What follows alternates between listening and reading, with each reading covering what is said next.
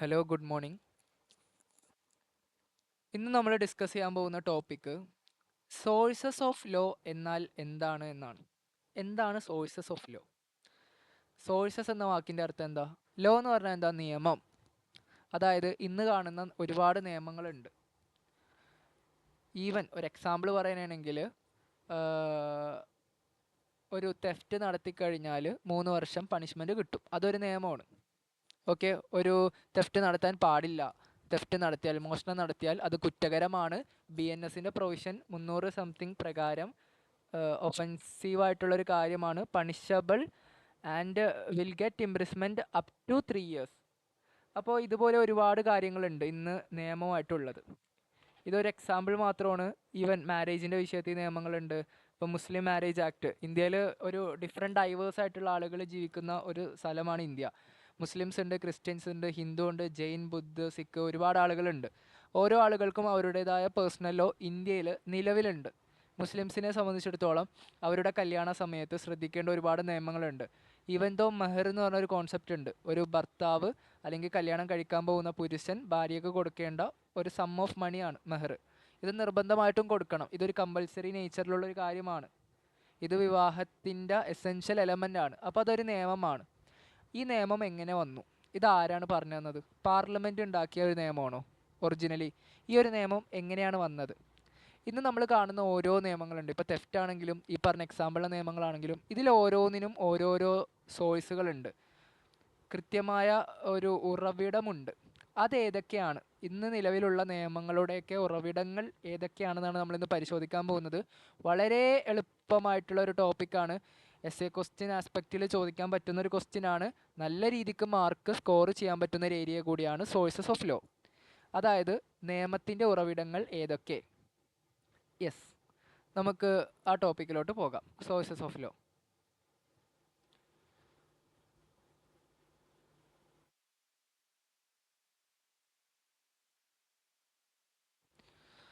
Sources are the roots of law. എന്താണ് sources എന്ന് പറഞ്ഞു കഴിഞ്ഞാൽ?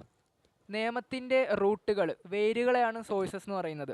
ഒരു ചെടിയുടെ വേര് എന്ന് പറഞ്ഞാൽ എന്താ? ഒരു ചെടി എവിടെ നിന്നാണ് വരുന്നത്, അതിനെയല്ല അതിൻ്റെ വേരെന്ന് പറയുന്നത്. ഒരു ചീര പൊട്ടിമുളച്ച് വരുമ്പോൾ ചീരയുടെ വേരായിരിക്കും. ആ വേരിൽ നിന്നാണ് ചീര എന്ന് പറഞ്ഞാൽ ഒരു ചെടി ഉണ്ടാവുന്നത്. സോ ദാറ്റ് വേര് ഇസ് നോൺ ആസ് സോഴ്സ്. അപ്പോൾ സോഴ്സസ് എന്ന് പറഞ്ഞാൽ നിയമത്തിൻ്റെ ഉറവിടങ്ങൾ. നിയമത്തിന് 2 രീതിയിലുള്ള സോഴ്സുകളാണുള്ളത്. ഒന്ന് പ്രൈമറി സോഴ്സുകൾ, രണ്ടാമത്തത് സെക്കൻഡറി സോഴ്സുകൾ. നമ്മളിവിടെ പ്രൈമറി സോഴ്സസുകളെ പറ്റിയാണ് ആദ്യം ഡിസ്കസ് ചെയ്യാൻ പോകുന്നത്. പ്രൈമറി ആയിട്ടുള്ള സോഴ്സസ് എന്ന് പറയുകയാണെങ്കിൽ ഒന്നാമത്തത് കസ്റ്റമാണ്. കസ്റ്റം അല്ലെങ്കിൽ ആചാര. സംസ്കൃത് വേർഡാണ് ആചാര എന്ന് പറഞ്ഞു കഴിഞ്ഞാൽ. ട്രഡീഷൻസ് എന്നൊക്കെയാണ് അതിൻ്റെ അർത്ഥം. ഒന്നുകിൽ നിയമം കസ്റ്റമായിരിക്കും, ട്രഡീഷണലി ഇവോൾവ് ചെയ്ത് വന്നിട്ടുള്ള ഒരു നിയമമായിരിക്കും. നമുക്ക് നോക്കാം അത് ഓരോന്ന് എക്സ്പ്ലെയിൻ ചെയ്യുമ്പോൾ. അല്ലെങ്കിൽ പ്രീസിഡൻ്റ് ആയിരിക്കും സോഴ്സ്, അല്ലെങ്കിൽ ലെജിസ്ലേഷൻ ആയിരിക്കും, അല്ലെങ്കിൽ കോൺട്രാക്റ്റ് ഓർ കൺവെൻഷൻസ് ആയിരിക്കും. ഈ 4 കാര്യങ്ങളാണ് പ്രൈമറി ആയിട്ടുള്ള സോഴ്സുകൾ.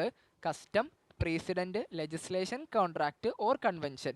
ഇത് ഓരോന്നും നമുക്ക് എക്സ്പ്ലെയിൻ ചെയ്ത് പഠിക്കേണ്ടതായിട്ടുണ്ട്. ഇതിൽ ആദ്യത്തെ ക്ലാസിഫിക്കേഷനാണ് കസ്റ്റം എന്നുള്ളത്. ഓക്കെ, എന്താണ് കസ്റ്റം എന്ന് പറഞ്ഞു കഴിഞ്ഞാൽ? കസ്റ്റം എന്ന് പറഞ്ഞു കഴിഞ്ഞാൽ കുറേ നാളായിട്ട് ആചരിച്ചു വരുന്നത് ഒരു ആചാരം എന്നൊക്കെ വേണമെങ്കിൽ പറയാം. അതിന് കൃത്യമായിട്ടുള്ള സോഴ്സ് എന്ന് പറഞ്ഞു കഴിഞ്ഞാൽ ഒരു പെർട്ടിക്കുലർ റിലീജിയണോ അല്ലെങ്കിൽ ഒരു പെർട്ടിക്കുലർ ഗ്രന്ഥത്തിലോ ഉള്ളതായിട്ടൊന്നും നമുക്ക് പറയാൻ പറ്റില്ല. പണ്ട് മുതലേ ആളുകൾ ഇങ്ങനെ ചെയ്യുന്നുണ്ട്. കുറേ നാളായിട്ട് ആളുകൾ ഇങ്ങനെയാണ് ചെയ്യാറ്. ഓരോ സ്ഥലങ്ങൾക്കും ഓരോ രീതികളുണ്ടാകും. വെറുതെ ഒരു എക്സാമ്പിൾ പറയുകയാണെങ്കിൽ, നിങ്ങളിപ്പോൾ കേരളത്തിൻ്റെ മധ്യഭാഗത്തോട്ടൊക്കെ എടുത്ത് നോക്കിയാൽ എറണാകുളം, തിരുവനന്തപുരം, കേരളത്തിൻ്റെ സൗത്ത് അല്ലെങ്കിൽ തെക്ക് ഭാഗമൊക്കെ നോക്കിക്കഴിഞ്ഞാൽ തിരുവനന്തപുരം ആ ഭാഗങ്ങളിലും മധ്യഭാഗത്ത് എറണാകുളം പോലുള്ള സ്ഥലങ്ങളിലൊക്കെ കല്യാണം കഴിച്ചു കഴിഞ്ഞാൽ സാധാരണ എന്താ ചെയ്യാറ്? ഭാര്യമാർ ഭർത്താക്കന്മാരുടെ വീട്ടിൽ വന്ന് നിൽക്കലാണ് ഇപ്പോൾ ഇവിടെ ഉള്ള രീതി.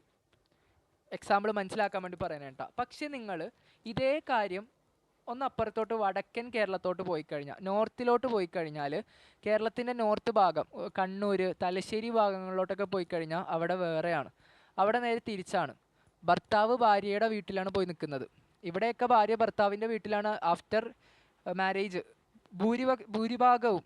ഓക്കെ, ചില കേസസ് ഉണ്ടാകാം, അല്ലാതെ ഞാനിവിടെ ഭൂരിഭാഗം നിയമമാണ് പറയുന്നത്. ഇതാണ് ട്രഡീഷണലി അംഗീകരിച്ച് അല്ലെങ്കിൽ ആചരിച്ച് വരുന്ന ഒരു രീതി. പക്ഷേ നോർത്തിലോട്ടൊക്കെ പോയി കഴിഞ്ഞാൽ അവിടെ എന്താണ്, ഭർത്താക്കന്മാർ ഭാര്യമാരുടെ വീട്ടിൽ പോയി താമസിക്കുന്ന ഒരു പതിവാണ്. അതെന്താ അങ്ങനെ? ഇവിടെ ഇങ്ങനെയും ഇതൊരു നിയമമാണ്, ഇതൊരു രീതിയായി മാറിയേക്കുവാണ്. ഇതെങ്ങനെയാണ് ഇതൊരു ലോ ആയി മാറിയത്? ഇപ്പോൾ കല്യാണം കഴിച്ചു കഴിഞ്ഞാൽ അവിടെ അങ്ങനെയാണ്, ഭർത്താവ് ഭാര്യയുടെ വീട്ടിൽ പോയി നിൽക്കണം, അതാണ് അവിടുത്തെ ലോ, അതാണ് അവിടുത്തെ റൂള്. ആ റൂൾ എങ്ങനെയാണ് ഇവോൾവ് ചെയ്തത്? അതാണ് കസ്റ്റം. അത് ഏതെങ്കിലും ഗ്രന്ഥത്തിലോ അല്ലെങ്കിൽ ഏതെങ്കിലും മുസ്ലിം റിലീജിയനിൽ പറഞ്ഞ ഒരു ആചാരമല്ല, ഹിന്ദു റിലീജിയനിൽ പറഞ്ഞ ആചാരമല്ല. അവിടെ ഹിന്ദു ആണെങ്കിലും മുസ്ലിം ആണെങ്കിലും സിഖ് ആണെങ്കിലും എല്ലാ ആളുകളും ആ പ്രദേശത്തുള്ള ആളുകൾ അങ്ങനെയാണ് ചെയ്യുന്നത്. കാരണം അവിടെ ഒരുപാട് നാളായിട്ട് സൊസൈറ്റി പണ്ട് മുതലേ അങ്ങനെയാണ് ആചരിച്ചു വന്നേക്കുന്നത്. എറണാകുളവും തിരുവനന്തപുരം പോലും സ്ഥലങ്ങളിൽ നേരെ തിരിച്ചും, കണ്ണൂരൊക്കെ തലശ്ശേരി പോലുള്ള ഭാഗങ്ങളിൽ നേരെ അതിൻ്റെ അപ്പുറത്ത് ഓപ്പോസിറ്റ് സൈഡായിട്ടാണ് എന്ത് ചെയ്യുന്നത്, ആചരിച്ചു വന്നേക്കുന്നത്. ഭാര്യ ഭർത്താവിൻ്റെ വീട്ടിൽ ഇവിടെ, അവിടെ ഭർത്താവ് ഭാര്യയുടെ വീട്ടിൽ. അപ്പോൾ ഇതിന് കൃത്യമായിട്ടുള്ള ഒരു അടിസ്ഥാനപരമായിട്ടുള്ള രേഖയും കാര്യങ്ങളൊന്നും പറയാൻ പറ്റൂല. അതായത് 1950 സുപ്രീം കോടതി പറഞ്ഞിട്ടുണ്ട് കണ്ണൂരിലുള്ള ആളുകൾ ഭർത്താക്കന്മാർ ഭാര്യയുടെ വീട്ടിൽ പോയി നിൽക്കണം. അതാണോ ചോയ്സ്? അതിന് സുപ്രീം കോടതി പറഞ്ഞിട്ടുണ്ടോ? അല്ലെങ്കിൽ പാർലമെൻറ്റിൽ ഒരു നിയമം പാസ്സാക്കിയിട്ടുണ്ടോ കണ്ണൂരുകാർ ഇങ്ങനെ ചെയ്യണം എന്നുള്ളത്? ഇല്ല. അതെവിടെ നിന്ന് കിട്ടിയ ഒരു നിയമം? അതാണ് കസ്റ്റം. കുറേ നാളുകളായിട്ട് ആൾക്കാർ പ്രചരിച്ചു വന്നിട്ടുള്ള കാര്യം. It has originated based on custom എന്ന് പറഞ്ഞ ഒരു സോഴ്സ് എന്ന് പറഞ്ഞു കഴിഞ്ഞാൽ കസ്റ്റം ആൻഡ് കസ്റ്റമറി പ്രാക്ടീസ്. ചില നിയമങ്ങൾ ഉണ്ടാകും, അത് കസ്റ്റംസിൻ്റെ ബേസിസിലാണ് ആ നിയമങ്ങൾ ഉണ്ടായേക്കുന്നത്. അതായത് ഒരുപാട് society and people residing in ഇന്ത്യയിലുള്ള ഒരുപാട് പണ്ട് മുതലേയുള്ള ആളുകൾ അങ്ങനെയാണ് ആചരിക്കുന്നത്. അതിലൂടെ നിയമമായി മാറി, അങ്ങനെ റൂളായി മാറി. അങ്ങനെയുള്ള ഒരുപാട് ലോസ് നമുക്ക് കാണാൻ പറ്റും. ആ ലോസൊക്കെ എന്താണ്, അത് ഒറിജിനലി പാർലമെൻറ്റ് ഉണ്ടാക്കിയോ അല്ലെങ്കിൽ ജുഡീഷ്യറി ഉണ്ടാക്കിയോ നിയമങ്ങളൊന്നുമല്ല, കസ്റ്റമറി ആയിട്ട് പീപ്പിൾ തന്നെ കൊണ്ടുവന്നിട്ടുള്ള നിയമങ്ങളാണ്. It is divided into രണ്ട് കസ്റ്റംസ് നമുക്ക് പറയാൻ പറ്റും. ഒന്ന് ലീഗൽ കസ്റ്റംസ്, രണ്ട് കൺവെൻഷണൽ കസ്റ്റംസ്. ലീഗൽ കസ്റ്റംസ് എന്ന് പറഞ്ഞു കഴിഞ്ഞാൽ it is nothing but legally recognised ആയിട്ടുള്ള കസ്റ്റമുകൾ. കുറേ നിയമങ്ങളുണ്ടാകും. ഇപ്പോൾ മുസ്ലിം മാരേജ് ആക്ടിൻ്റെ പ്രൊവിഷൻസ് എടുത്ത് നോക്കിയാൽ പോലും മുസ്ലിം മാരേജിന് ഇന്ന രീതികളുണ്ട്. ഒരു മെഹർ കൊടുക്കണം, മെഹറൊക്കെ കൃത്യമായിട്ടുള്ള സോഴ്സ് ഉണ്ട് കേട്ടോ. ഖുറാനിൽ അതിൻ്റെ സോഴ്സ് ഉണ്ട്, ഹദീസിൽ അതിൻ്റെ സോഴ്സ് ഉണ്ട്. അതല്ലാതെ തന്നെ ഓരോ റിലീജിയനിലും ഓരോ സോഴ്സുകൾ ഉണ്ടാവും. ചില നിയമങ്ങളുണ്ടാവും, ആ നിയമം കസ്റ്റമറി ആയിട്ട് വന്നതായിരിക്കാം, എങ്കിൽ പോലും അത് ഇത്ര ആളുകൾ അത് കൃത്യമായി ഫോളോ ചെയ്യുന്നതുകൊണ്ട് അതിനെ ലോ റെക്കഗ്നൈസ് ചെയ്തിട്ടുണ്ടാവും. അതായത് ഇങ്ങനെ ചെയ്യാം, ഇങ്ങനെ ചെയ്യണം എന്ന് ലോ തന്നെ പറഞ്ഞിട്ടുണ്ടാവും. അങ്ങനെ ചില കസ്റ്റംസിനെ ലോ ആയിട്ട് തന്നെ റെക്കഗ്നൈസ് ചെയ്ത് അത് നിയമമാക്കിയിട്ടുണ്ട്. അപ്പോൾ അങ്ങനെയുള്ള നിയമങ്ങൾ, അതായത് ഈ നിയമമായി മാറിയത് എങ്ങനെയാണ്, അത് ഒരു കസ്റ്റം ആയതുകൊണ്ടാണ്. അപ്പോൾ ചില കസ്റ്റംസിനെ ലോ റെക്കഗ്നൈസ്ഡ് ചെയ്തുകൊണ്ട് നിയമമാക്കി മാറ്റിയിട്ടുണ്ട്. അങ്ങനെയുള്ള കസ്റ്റംസിനെയാണ് ലീഗൽ കസ്റ്റം എന്ന് പറയുന്നത്. It is generally the custom which is recognised under law. നിയമത്തിൻ്റെ റെക്കഗ്നേഷൻ കിട്ടിയിട്ടുള്ള കസ്റ്റംസിനെയാണ് ലീഗൽ കസ്റ്റം എന്ന് പറയുക. അപ്പോൾ കൺവെൻഷണൽ കസ്റ്റം എന്താ? നേരെ ഓപ്പോസിറ്റ്. അതായത് നിയമം അതിനെ അംഗീകരിക്കുന്നില്ല, എങ്കിൽ പോലും പീപ്പിൾ അത് ആചരിക്കുന്നുണ്ട്. ഒരുപാട് അന്ധവിശ്വാസങ്ങളൊക്കെ വേണമെങ്കിൽ എക്സാമ്പിളായി പറയാം. അന്ധവിശ്വാസങ്ങളൊക്കെ കേട്ടിട്ടില്ലേ? രാത്രി 6 മണിക്ക് ശേഷം ഗർഭിണി പുറത്തിറങ്ങിയാൽ പിശാച് പിടിക്കും. അങ്ങനെ ഒരുപാട് നമ്മുടെ മുത്തശ്ശിമാരായിട്ട് പറഞ്ഞ് കേൾപ്പിച്ച് വരുന്ന ഒരുപാട് ഇങ്ങനെ പ്രചാരണങ്ങളൊക്കെ ഉണ്ട്. അപ്പോൾ അതിനൊക്കെ കൃത്യമായ സോഴ്സ് ഇല്ല, നിയമം അത്തരം കാര്യങ്ങളെ അംഗീകരിക്കുന്നുമില്ല. പക്ഷേ പീപ്പിൾ അത് ചെയ്യുന്നുണ്ട്, അല്ലെങ്കിൽ പീപ്പിൾ അത് മനസ്സിലാക്കി 6 മണിയൊക്കെ ആകുമ്പോൾ ചില വീടുകളിൽ ഉണ്ടാവും ഗർഭിണിയെ പുറത്തിറക്കൂല, അല്ലെങ്കിൽ കുട്ടികൾക്ക് 3 വയസ്സാവുന്നത് വരെയും കുട്ടികളെ സന്ധ്യസമയത്ത് പുറത്ത് നിർത്താൻ പാടില്ല. അങ്ങനെ ഒരുപാട് കെട്ടുകഥകളൊക്കെ കേട്ട് ആളുകൾ അത് പ്രാക്ടീസ് ചെയ്യുന്നുണ്ടാവും, പക്ഷേ നിയമം അതിന് റെക്കഗ്നേഷൻ കൊടുത്തിട്ടുണ്ടാവില്ല. അങ്ങനെയുള്ള കസ്റ്റംസിനെയാണ് കൺവെൻഷണൽ കസ്റ്റം എന്ന് പറയുന്നത്. So here we have studied 2 types of customs, legal custom and conventional custom. Custom is a rule of action voluntarily and uniformly observed by people. അതായത് ജനങ്ങൾ സ്വമേധയാൽ ചെയ്തു വന്ന കാര്യങ്ങളാണ്. യൂണിഫോംലി, ഒരാളോ രണ്ടാളോ അല്ല, എല്ലാവരും അങ്ങനെയാണ് ചെയ്തു വന്നത്. For generations from the time immemorial. ഇന്നലെ മുതൽ തുടങ്ങിയ ഒരു കാര്യത്തെ കസ്റ്റം എന്ന് പറയാൻ പറ്റൂല.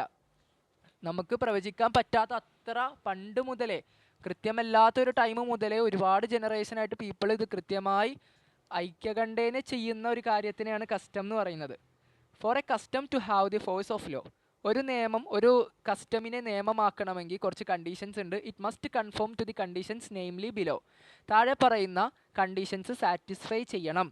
നിങ്ങളിത് ഓരോന്നും എക്സ്പ്ലെയിൻ ചെയ്ത് വേണം എക്സാമിന് എഴുതാൻ. ഇത് എസ്സേ ക്വസ്റ്റ്യനായിട്ട് ചോദിക്കുമ്പോൾ ഇതിങ്ങനെ പോയിന്റ് ആക്കി എഴുതിയിട്ട് കാര്യമില്ല, എക്സ്പ്ലെയിൻ ചെയ്യണം.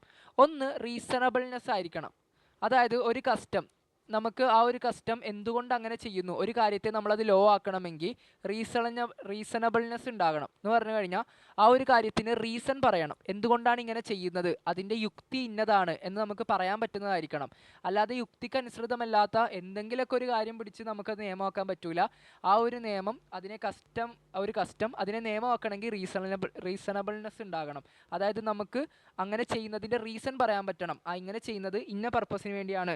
ഇപ്പോൾ ഇത് ശരിക്കും കസ്റ്റമല്ല, മെഹർ ഒരു കസ്റ്റമല്ല എങ്കിൽ പോലും മുസ്ലിം മെൻ വിമണ് കൊടുക്കേണ്ട ഒരു പൈസ ഒരു മെഹറായി കൊടുക്കണം എന്നുള്ളത് ആ ഒരു കസ്റ്റമല്ല, അത് വാലിഡ് ആയിട്ടുള്ള വേറൊരു സോഴ്സാണത്.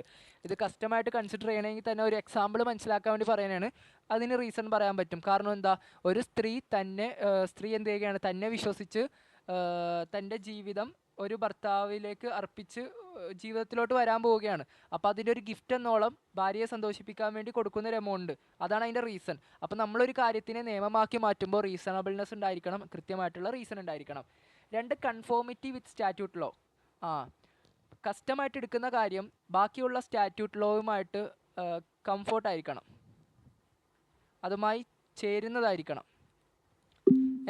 ഇന്ത്യൻ കോൺസ്റ്റിറ്റ്യൂഷൻ്റെ വയലേഷൻ ആയിട്ടുള്ള എന്തെങ്കിലും കസ്റ്റമറി ആയിട്ടുള്ള കാര്യങ്ങളാണ്, അതിനെ ലോ ആക്കാൻ പറ്റൂല. അപ്പോൾ സ്റ്റാറ്റ്യൂട്ടറി ലോയുമായിട്ട് യോജിക്കുന്നതായിരിക്കണം. Observance as of a right, ഇതൊരു റൈറ്റായിട്ട് ആളുകൾ കൺസിഡർ ചെയ്തതായിരിക്കണം. അല്ലെങ്കിൽ ഇമ്മമോറിയൽ ആൻറ്റിക്വിറ്റി എന്ന് പറഞ്ഞാൽ എന്താ, ഇതിന് നല്ലതുപോലെ ഒരു പുരാതനമായ ഒരു കാര്യമായിരിക്കണം. ആൻറ്റിക്വിറ്റി എന്ന് പറഞ്ഞു കഴിഞ്ഞാൽ അതിൻ്റെ പുരാതന അല്ലെങ്കിൽ പ്രാചീനമായ ഒരു കാര്യമായിരിക്കണം. Which means very first stage immemorial ആണ്. കൃത്യമായിട്ടുള്ള ഒരു 2020 മുതൽ ആളുകൾ ഇങ്ങനെയാണ് ചെയ്യുന്നതെന്ന് പറഞ്ഞിട്ട് കാര്യമില്ല കേട്ടോ. ഇമ്മമോറിയൽ ആയിട്ടുള്ളൊരു ടൈം മുതലേ, കുറേ വർഷങ്ങൾക്ക് മുതലേ ആളുകൾ ഇങ്ങനെയാണ് ചെയ്യുന്നത്. അത്ര ഇമ്മമോറിയൽ ആയിട്ടുള്ളൊരു ടൈം മുതലേ ഇത് ആചരിച്ചു വരുന്നു എന്ന് പറഞ്ഞാലേ അതിനെ നമുക്ക് ലോ ആക്കാൻ പറ്റുള്ളൂ. കണ്ടിന്യൂറ്റി, അത് അന്ന് ചെയ്തിരുന്നു എന്ന് പറഞ്ഞിട്ട് കാര്യമില്ല, കണ്ടിന്യൂറ്റി സ്റ്റിൽ ഇന്നും അത് നിലനിന്നിട്ടുണ്ടാവണം. പിന്നെ പീസബിൾനെസ്, അതൊരു പീസ്ഫുൾ ക്യാരക്ടറിലുള്ളതായിരിക്കണം. ചില കസ്റ്റംസ് ഉണ്ടാകും, അതിൻ്റെ അകത്ത് ചിലപ്പോൾ ചില കസ്റ്റംസ് ഉണ്ടാകും, സ്വന്തം ശരീരത്തിനെ മുറിവേൽപ്പിച്ചാൽ ദൈവം നമുക്ക് പുറത്തു തരും, അല്ലെങ്കിൽ സ്വന്തം ശരീരം ആത്മഹത്യ ചെയ്താൽ ചിലപ്പോൾ ദൈവം പുറത്തു തരും, അല്ലെങ്കിൽ ഉണ്ടാകുന്ന കുട്ടികളെ അറുത്ത് കളയണം, കൊന്നു കളയണം, അങ്ങനെ ചെയ്താൽ ആത്മസംസ്കരണം നടക്കും. അങ്ങനെയുള്ള കുറേ കസ്റ്റമറി ആയിട്ടുള്ള കാര്യമുണ്ട്, പീസ് തരാത്ത കസ്റ്റംസ്. അതിനെ നമുക്ക് ലോ ആക്കാൻ പറ്റൂല, അത് വാലിഡ് അല്ല. സർട്ടനിറ്റി, കസ്റ്റംസ് അത് വ്യക്തമായിരിക്കണം, ക്ലിപ്തമായിരിക്കണം. കൺസിസ്റ്റൻസി വിത്ത് അതേഴ്സ് കസ്റ്റംസ്, ഈ കസ്റ്റമും വേറെ കസ്റ്റമും തമ്മിൽ ഇൻകൺസിസ്റ്റൻ്റ് ആകാൻ പാടില്ല.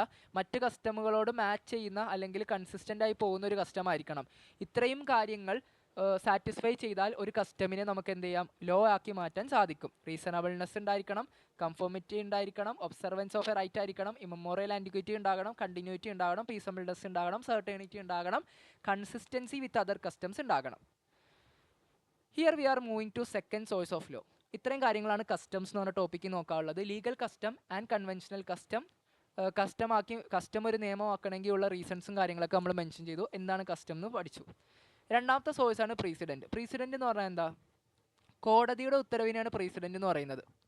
Vishakha versus state of Rajasthan എന്ന് പറഞ്ഞൊരു കേസ് കടന്നു. അതിൻ്റെ അകത്ത് കോടതി പറഞ്ഞിട്ടുണ്ട്, protection of women from sexual harassment at work place. ജോലി സ്ഥലങ്ങളിൽ സ്ത്രീകൾക്ക് കൃത്യമായിട്ടുള്ള പ്രൊട്ടക്ഷൻ ലഭിക്കണം, അവരെ ഹരാസ് ചെയ്യപ്പെടാതെ നോക്കണം, അതിനുവേണ്ടിയുള്ള നിയമങ്ങൾ പാസ്സാക്കണം എന്നാണ് Vishakha versus state of Rajasthan എന്ന് പറഞ്ഞ കേസിൻ്റെ അകത്ത് കോടതി മുന്നോട്ട് വെച്ച കുറേ നിർദ്ദേശങ്ങൾ. അത് നിയമമാണ്, ഓക്കെ. കാരണം ഒരുപാട് ഗൈഡ് ലൈൻസ് കോടതി പറഞ്ഞിരുന്നു, അതിന്നും അനുസരിക്കപ്പെടുന്ന നിയമങ്ങളാണ്. ഇന്ത്യൻ കോൺസ്റ്റിറ്റ്യൂഷൻ്റെ ആർട്ടിക്കിൾ 142 കോടതിക്ക് ഒരു അധികാരം നൽകുന്നുണ്ട്. അതായത് ഒരു ജസ്റ്റിസ് പ്രൊവൈഡ് ചെയ്യാൻ വേണ്ടി കോടതിക്ക് എന്ത് ചെയ്യുക, ജനങ്ങളോട് നിർദ്ദേശങ്ങൾ വെക്കാം. ശരിക്കും ലോ ഉണ്ടാക്കുന്നത് പാർലമെൻ്റ് ആണെങ്കിൽ പോലും ജുഡീഷ്യറിക്ക് പ്രസിഡൻറ്റിലൂടെ നിയമങ്ങൾ പറയാം. ജുഡീഷ്യറി പറയുന്ന കാര്യങ്ങൾ എന്താണ്, അതൊരു ലോയാണ്, അത് ഒരു അനുസരിക്കപ്പെടേണ്ടതായിട്ടുള്ള തീരുമാനങ്ങളാണ്. അപ്പോൾ നിലവിലുള്ള ഒരു ലോ, അതിൻ്റെ ഒരു സോഴ്സ് നോക്കുകയാണെങ്കിൽ പ്രസിഡൻറ്റ്, ജുഡീഷ്യറി പുറപ്പെടുവിച്ചിട്ടുള്ള ഒരു ജഡ്ജ്മെൻ്റ് ആയിട്ട് നമുക്ക് കാണാൻ പറ്റും. അപ്പോൾ ജുഡീഷ്യറി ഒരു കാര്യം നിർദ്ദേശിച്ചാൽ അത് ലോ ആയിട്ട് മാറും. അപ്പോൾ ഈ ഒരു ലോയുടെ സോഴ്സ് എന്ന് പറഞ്ഞാൽ എന്താ, ജുഡീഷ്യറിയാണ്, ജുഡീഷ്യറി പുറപ്പെടുവിച്ച കാര്യമാണ്. Precedent means the previous decision of the court. കോടതി മുമ്പ് പറഞ്ഞ കാര്യത്തിനാണ് പ്രസിഡൻറ്റ് എന്ന് പറയുന്നത്. The decisions of the higher court is to be followed by all other court. വലിയ കോടതി വിധിക്കുന്ന കാര്യം കീഴ്ക്കോടതികളെല്ലാം തന്നെ അനുസരിച്ചേ പറ്റൂ. കാരണം എന്താ, അവരുടെ മേല് നേരത്തെ മേളിലെ കോടതി പറഞ്ഞത് ലോയാണ്. അപ്പോൾ അതിന് ഒരു പെർസുവാസീവ് അല്ലെങ്കിൽ ഒരു ഒബ്ലിഗേറ്ററി നേച്ചർ ഉണ്ട് ലോവർ കോടതികൾക്ക്. Precedents are having persuasive effect. അതെ, പെർസുവാസീവ് എഫക്റ്റ് ഉണ്ട്, അനുസരിച്ചേ പറ്റൂ, വേണമെങ്കിൽ അനുസരിക്കാമെന്നൊന്നുമല്ല. ജുഡീഷ്യറി പറഞ്ഞ കാര്യങ്ങൾ നിയമമാണ്, അതിന് പെർസുവാസീവ് എഫക്റ്റ് ഉണ്ട്, അതനുസരിച്ചേ പറ്റൂ. Precedents can be original precedent, declaratory precedent, authoritative precedent. പ്രസിഡൻസിനെ നമുക്ക് മൂന്നായിട്ട് തിരിക്കാൻ പറ്റും. ഒറിജിനൽ പ്രസിഡന്റ് ഉണ്ട്, ഡിക്ലറേറ്ററി ഉണ്ട്, അതോറിറ്റേറ്റീവ് ഉണ്ട്. ഇത് ഓരോന്നും എന്താണെന്ന് നമ്മൾ താഴെ നോക്കുന്നുണ്ട്. ഓക്കെ, എന്താണ് original precedent? Those precedents which creates a law directly. ആദ്യം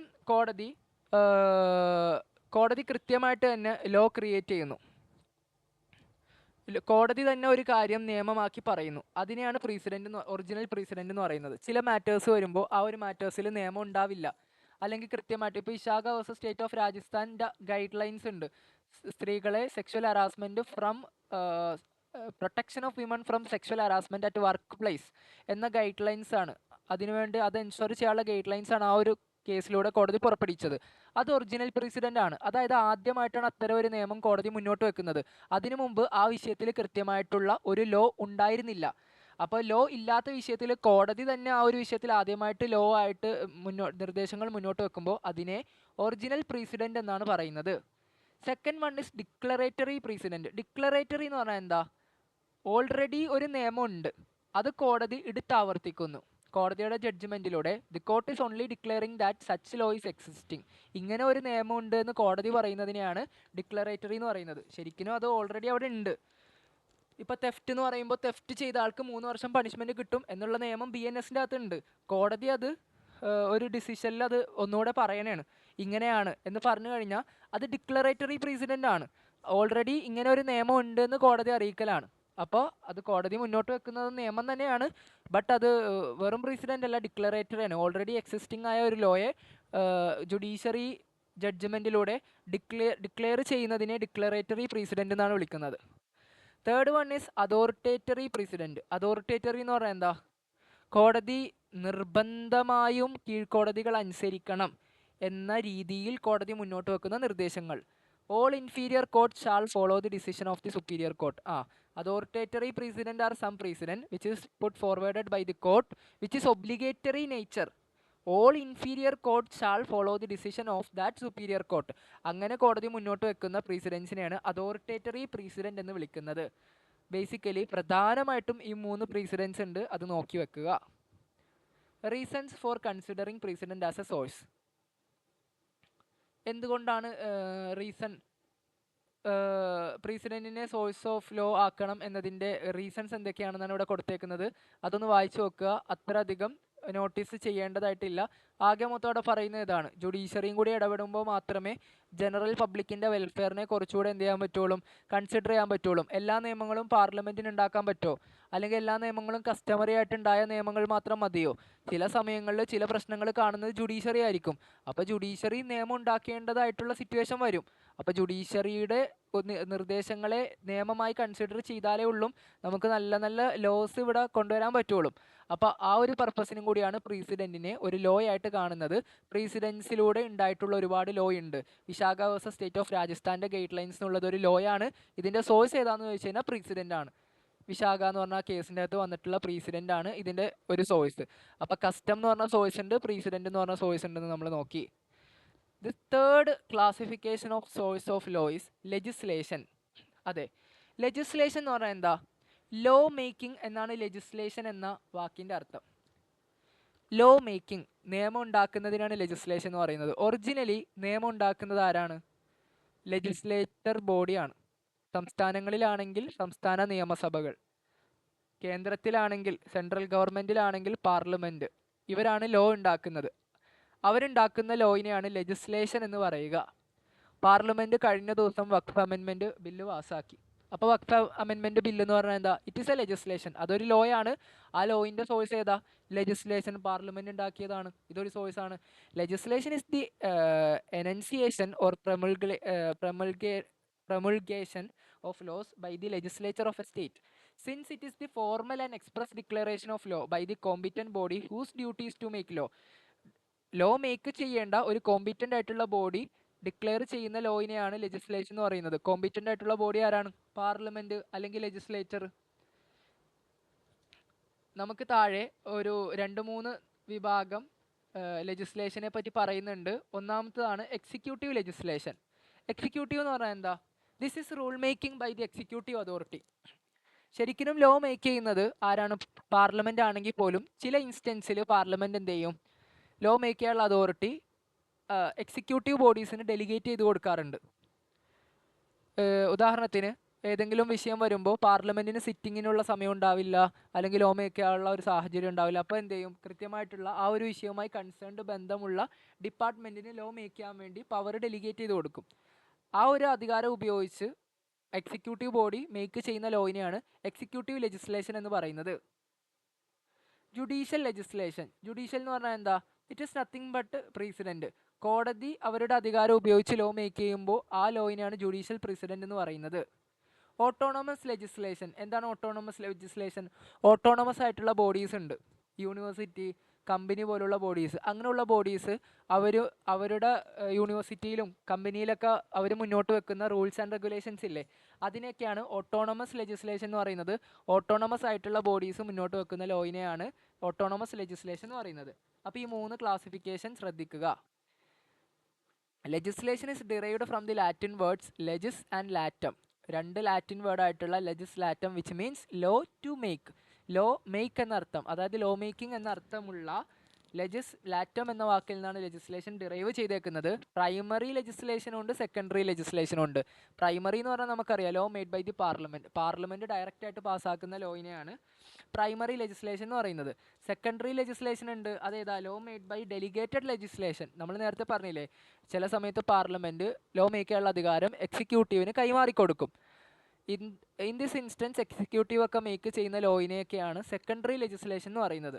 അപ്പോൾ പാർലമെൻറ്റ് തന്നെ ഉണ്ടാക്കുന്ന നിയമങ്ങളെ പ്രൈമറി ലെജിസ്ലേഷൻ എന്നും, ഡെലിഗേറ്റ് ചെയ്ത് കൊടുത്തതിന് ശേഷം ഡെലിഗേറ്റ് ചെയ്യപ്പെട്ടിട്ടുള്ള അതോറിറ്റി ഉണ്ടാക്കുന്ന ലോയിനെ ഡെലിഗേറ്റഡ് ലെജിസ്ലേഷൻ എന്നും വിളിക്കും. അപ്പോൾ ഈ ഒരു കാര്യം കൂടി ഇവിടെ എന്ത് ചെയ്യുക? പോയിന്റ് ഔട്ട് ചെയ്യാൻ ശ്രദ്ധിക്കുക. Fourth source of law is contract. കോൺട്രാക്റ്റും ഒരു സോഴ്സാണ്. Contract and convention. കോൺട്രാക്ട് എന്ന് പറഞ്ഞാൽ എന്താ? 2 പേര് തമ്മിൽ കരാറിലെത്തുക. ഞാനും ശ്രീകുട്ടിയും തമ്മിൽ ഒരു കരാറിലെത്തി. ഞാൻ ശ്രീകുട്ടിക്ക് 5000 രൂപ തന്നേക്കാം, ശ്രീകുട്ടി എനിക്കൊരു കാറ് തരണം. Then it is a law.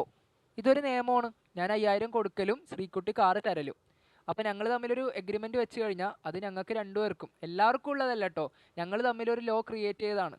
അപ്പോൾ അവിടെ ഒരു കരാറ് കൊടുത്തു കഴിഞ്ഞാൽ it is obligatory upon me to promise to perform my promise apart from me. എൻ്റെ ഭാഗത്തുള്ള പ്രോമിസ് ചെയ്യേണ്ടത് എൻ്റെ ഒബ്ലിഗേറ്ററി നേച്ചറാണ്. അതൊരു ലോയാണ്. ഈ ലോ ക്രിയേറ്റ് ചെയ്തത് ആരാണ്? കോൺട്രാക്റ്റിലൂടെയാണ്. പക്ഷേ ഇത് എല്ലാവർക്കും ഉള്ള ലോ അല്ല കേട്ടോ. പാർട്ടീസ് ടു ദി കോൺട്രാക്റ്റിന് മാത്രമുള്ള ലോയാണ്. ഞാൻ ആ പൈസ കൊടുക്കണം, അത് എൻ്റെ മേലുള്ള നിയമമാണ്. ആ കുട്ടി എനിക്ക് കാറ് തരണം, അത് ആ കുട്ടിയുടെ മേലുള്ള നിയമമാണ്. അതെങ്ങനെയാണ് ഉണ്ടായതെന്ന് വെച്ച് കഴിഞ്ഞാൽ കോൺട്രാക്റ്റാണ് അതിൻ്റെ സോഴ്സ്. 2 പേര് തമ്മിൽ കരാറിലെത്തിയത് കൊണ്ടാണ്. A contract is an agreement enforceable by law. An agreement is law that contracting parties only. അതെ, ഈ ഒരു ലോ കോൺട്രാക്റ്റിംഗ് പാർട്ടീസിന് മാത്രമേ ഉള്ളൂ, ബാക്കിയുള്ളവർക്കൊന്നുമില്ല. അപ്പോൾ ഇതും ഒരു സോഴ്സസ് ഓഫ് ലോ ആണെന്ന് മെൻഷൻ ചെയ്യാൻ ശ്രദ്ധിക്കുക. കൺവെൻഷൻ എന്ന് പറഞ്ഞാൽ എന്താ? കൺവെൻഷൻ എന്ന് പറഞ്ഞു കഴിഞ്ഞാൽ ഏതെങ്കിലും അതോറിറ്റീസോ അല്ലെങ്കിൽ സ്ഥാപനങ്ങളോ മുന്നോട്ട് വെക്കുന്ന നിർദ്ദേശങ്ങൾ. ഓരോ പരിപാടീസിലും ഒരുപാട് കുറേ ഫങ്ഷൻസിൻ്റെ അകത്തൊക്കെ അല്ലെങ്കിൽ വലിയ വലിയ പരിപാടിയൊക്കെ നടക്കുമ്പോൾ പ്രധാനപ്പെട്ട ബോഡീസ്, ഇപ്പോൾ UN, അല്ലെങ്കിൽ WHO, അവരൊക്കെ എന്ത് ചെയ്യും? ഒരുപാട് നിർദ്ദേശങ്ങൾ മുന്നോട്ട് വെക്കും കൺവെൻഷനിലൂടെ. അപ്പോൾ അങ്ങനെ മേക്ക് ചെയ്യുന്ന, അങ്ങനെ അവർ മുന്നോട്ട് വെക്കുന്ന കാര്യങ്ങൾ, ആ ലോയുടെ സോഴ്സ് എന്ന് പറഞ്ഞാൽ എന്താ? അത് കൺവെൻഷനാണ്. അതായത് ഇങ്ങനെ കൺവെൻഷനിലൂടെ ഉണ്ടാക്കുന്ന ലോയിനെ കൺവെൻഷൻ എന്ന് പറയും, അതിൻ്റെ സോഴ്സ്. അപ്പോൾ ഈ കൺവെൻഷൻ, കോൺട്രാക്റ്റ്, അതേപോലെ തന്നെ ലെജിസ്ലേഷൻ, പ്രസിഡൻറ്റ്, കസ്റ്റം, ഇത്രയും കാര്യങ്ങളാണ് ബേസിക്കലി ഒരു ആവറേജ് നിലയിൽ നമ്മൾ നോക്കേണ്ടത്. ഇതിങ്ങനെ മാത്രം പഠിച്ചാൽ പോരാ, എസ്എ ക്വസ്റ്റ്യൻ ഒന്നുകൂടി ഇലാബറേറ്റ് ചെയ്ത് ഡീറ്റെയിൽ ആയിട്ട് പഠിക്കണം. നിങ്ങൾക്ക് ആകെ മൊത്തം ഒരു കണ്ടൻറ്റ് മനസ്സിലാക്കി തരാൻ വേണ്ടി മാത്രമാണ് ഈ ഒരു സെഷൻ കണ്ടക്ട് ചെയ്തത്. ഇച്ചിരി കൂടി ഇലാബറേറ്റ് ചെയ്യാൻ നോക്കുക. സോ ഈ ഒരു ക്ലാസ് നമുക്ക് ഇവിടെ കൊണ്ട് വൈൻഡപ്പ് ചെയ്യാം. നിങ്ങൾക്ക് സജഷൻസ് പറയാം, ഏതെങ്കിലും ക്ലാസ്സസ് വേണമെങ്കിലോ അല്ലെങ്കിൽ ഏതെങ്കിലും കാര്യങ്ങളിൽ എക്സ്പ്ലനേഷനിൽ എന്തെങ്കിലും കാര്യങ്ങൾ ആവശ്യമുണ്ടെങ്കിലോ സ്പീഡ് കൂട്ടാനോ കുറക്കാനോ എന്ത് കാര്യം വേണമെങ്കിലും നിങ്ങൾക്ക് മുന്നോട്ട് വെക്കാം. ഓക്കെ, അപ്പോൾ അടുത്ത ക്ലാസ്സിൽ കാണാം. Good night.